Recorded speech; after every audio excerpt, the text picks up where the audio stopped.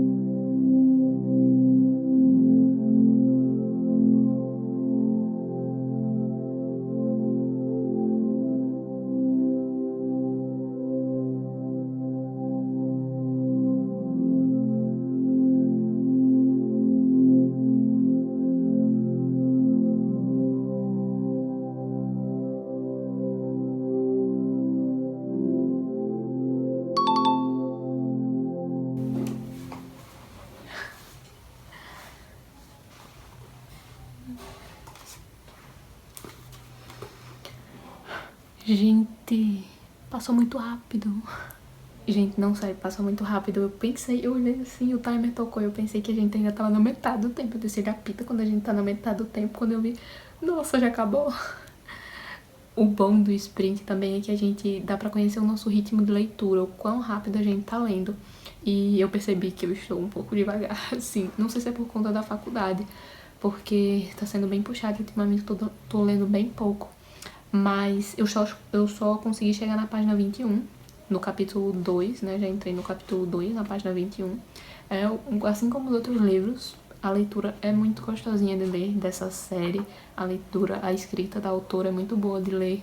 Não é apesar de ser um livro de época, não tão a fundo, assim, não tão de época como seria, por exemplo, os romances de Jane Austen, mas apesar de ser uma leitura de época, não é uma leitura difícil. E o humor de todos os outros livros, o que eu gosto dessa autora também é que ela leva a história com humor. Todos os capítulos ela tem que contar alguma coisa pra fazer a gente rir, mesmo com as tragédias. Nossa, eu descobri uma coisa nesse livro que partiu meu coração já nos primeiros capítulos.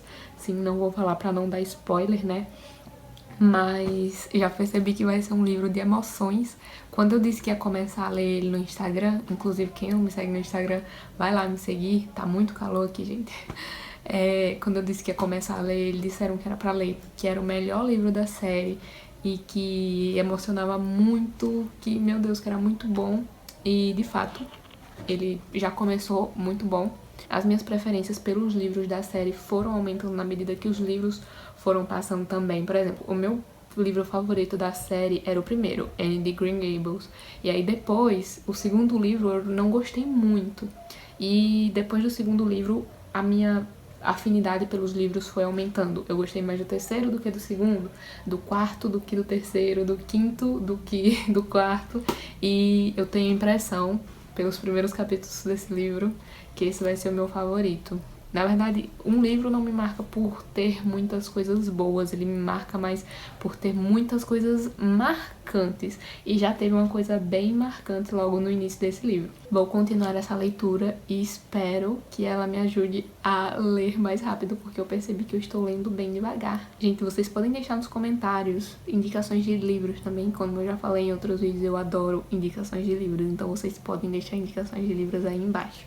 E deixar opiniões também sobre os livros que vocês estão vendo. Então, se vocês conhecem alguém que gosta desse tipo de vídeos, se vocês conhecem alguém que gosta de leitura, manda esse vídeo pra eles. Mostra, o Mendes tá fazendo um novo estilo de vídeo toda vez, ó, todo mês. A gente vai fazer um sprint aqui, tá bom? Esse foi o sprint de abril, eu espero que vocês tenham gostado. Não esqueçam de deixar o like e de compartilhar com os amigos e de se inscrever no canal. Me sigam no Instagram pra vocês saberem qual vai ser o livro do próximo sprint. Um beijo e até o próximo vídeo.